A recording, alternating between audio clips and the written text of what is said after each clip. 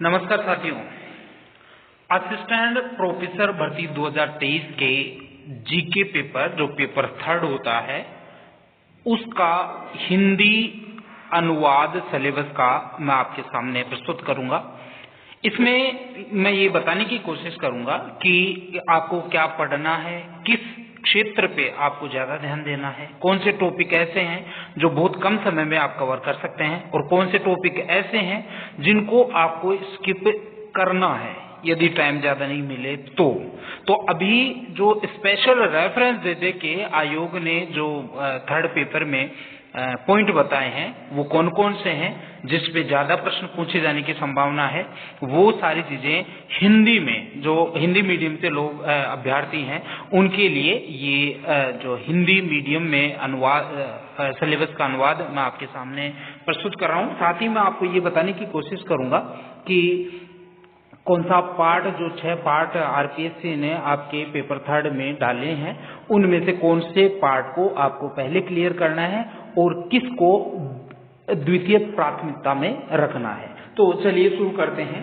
आपकी जो 3rd paper है उसको 6 पार्ट में बांटा है, जिसमें पहला पार्ट है राजस्थान का इतिहास। राजस्थान का इतिहास देखो साथियों, ये जो आपके सामने है वही है कंप्लीट जो है वो आपके देखिए।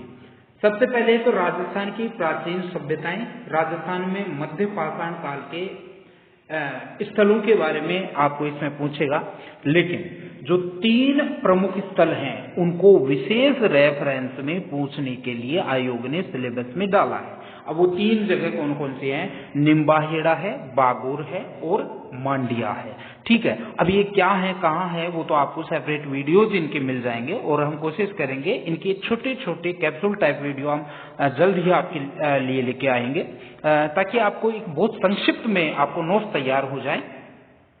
दूसरा जो टॉपिक है साथियों वो है राजस्थान के प्रमुख राजवंश और उसके शासनकाल तथा उसकी सांस्कृतिक उपलब्धियां। यहाँ तो आपको ये टॉपिक में तो ये आयोग ने आरपीएससी ने सारा जो हिस्ट्री है वो ही डाल दिया है, ऐसे मान के चलिए।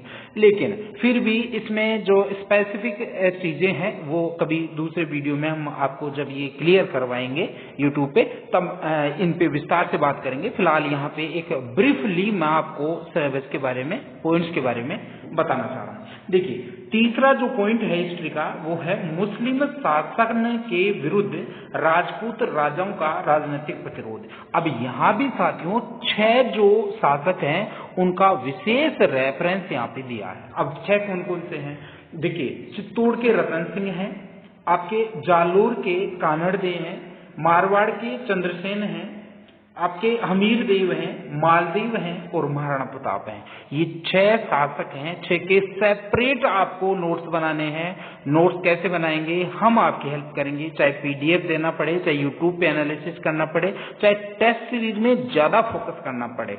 तो आपको ये चीज, ये 6 जो किंग हैं, राजा हैं, इनके बारे में आपको स्पेशल इनकी जो विशेषताएं हैं उनके शासनकाल को कंप्लीट आपको पढ़ना है।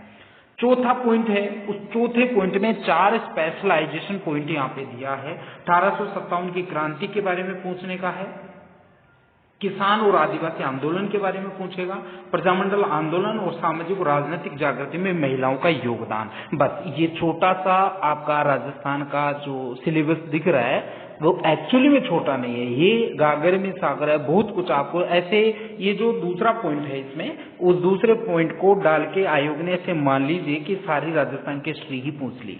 खैर कोई बात नहीं। अब जो दूसरा विकल्प, जो दूसरा आपका सब्जेक्ट है उसके बारे में हम बात करें उससे पहले ये आपके स्क्रीन पे है। यदि आप असिस्टेंट प्रोफेसर की कोई टेस्ट सीरीज ज्वाइन करना चाहते हैं पीडीएफ के साथ, प्रश्न ऑथेंटिक होंगे, जो लर्न जो मतलब विद्वान है स्कॉलर्स के द्वारा बनी होगी, हमारे 18 जो फैकल्टी पैनल है उसके द्वारा आपको ये प्रश्न पत्र मिलेंगे, उसकी पीडीएफ भी आपको मिलेगी। यदि आप जानना चाहते हैं कि हमारी ये जो पेपर हैं वो किस तरीके से किस लेवल के होते हैं तो इसी वीडियो के डिस्क्रिप्शन में आपको हमारे जो भी टेस्ट सीरीज हैं उनकी पीडीएफ के लिंक मिल जाएंगे, वहां से आप डाउनलोड करके इसकी परीक्षण कर सकते हैं। ठीक है, दूसरा जो पॉइंट है आपका पहला राजस्थान का हिस्ट्री पूछेगा, दूसरा आपके राजस्थान की कला साहित्य और संस्कृति पूछेगा। कला साहित्य संस्कृति में अलग अलग मैंने इस वजह से साथियों आपके लिए हिंदी जो वर्जन लेके आया हूँ वो इस वजह से लेके आया हूँ ताकि आपको एक एक चीज पॉइंट टू पॉइंट डिक्टो आपको ऐसे कैसे प्रश्न मिलेंगे। आपको परीक्षा में मिलेगा मीरा के बारे में एक प्रश्न निश्चित पूछेगा, दादू के बारे में एक प्रश्न आएगा ही आएगा, ख्वाजा मोइनुद्दीन चिश्ती के बारे में प्रश्न पूछेगा ही पूछेगा। तो आपको ये जो कैरेक्टर्स हैं, जो चरित्र हैं, जो मानव व्यक्तित्व हैं, उनके बारे में आपको अच्छे से ध्यान रखना है। देखिए संत हैं, 8 संत हैं, उन 8 संतों के अलावा आपको कुछ नहीं पढ़ना है।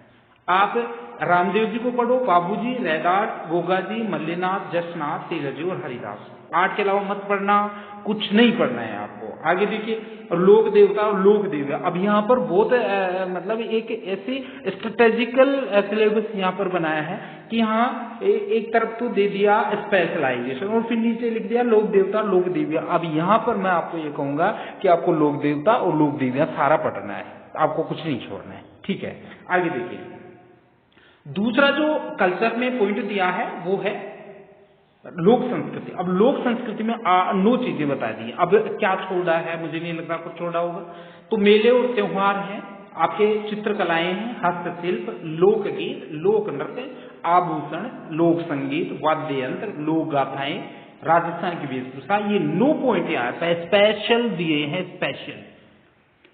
तीसरा पॉइंट है राजस्थान की भाषा, उत्पत्ति और विकास। चौथा पॉइंट है राजस्थान में बोली जाने वाली प्रमुख बोलियां और क्षेत्र। विशेष रूप से आपको ध्यान रखना है, इस टॉपिक में निश्चित रूप से एक प्रश्न आपको देखने को मिलेगा।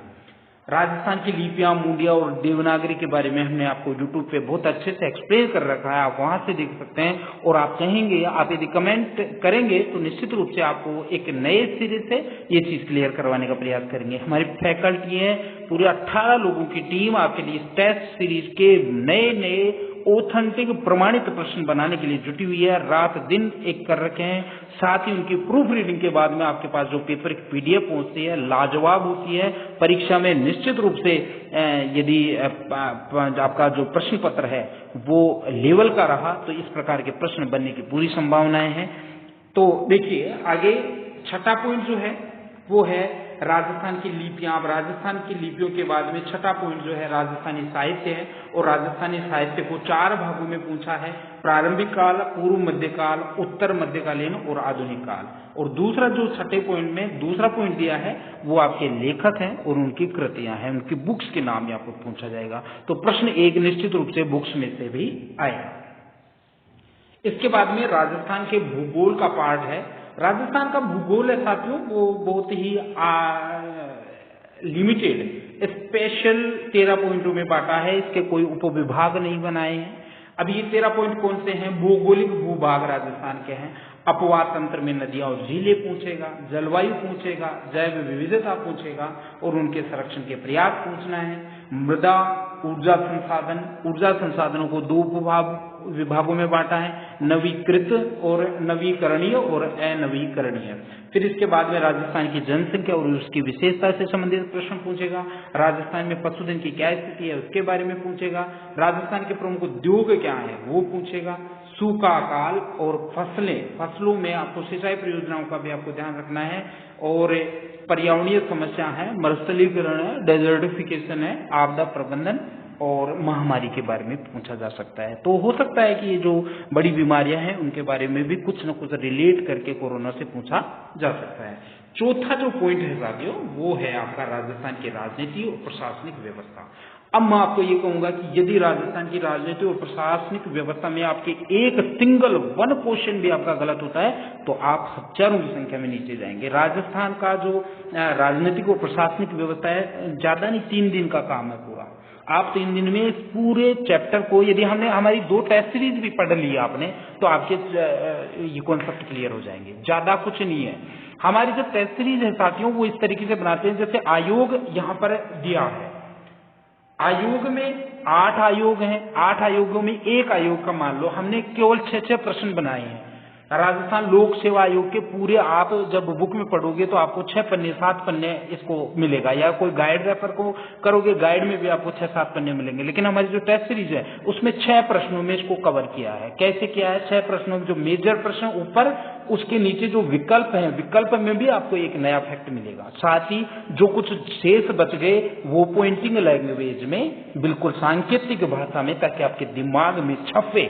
तो उस तरीके से ये चीज जो है वो व्याख्या वाले पार्ट में भी हमने आपके लिए दिया है, ताकि कम से कम समय में अधिक से अधिक इनहेल कर सकें और परीक्षा में झंडे गाड़ सकें।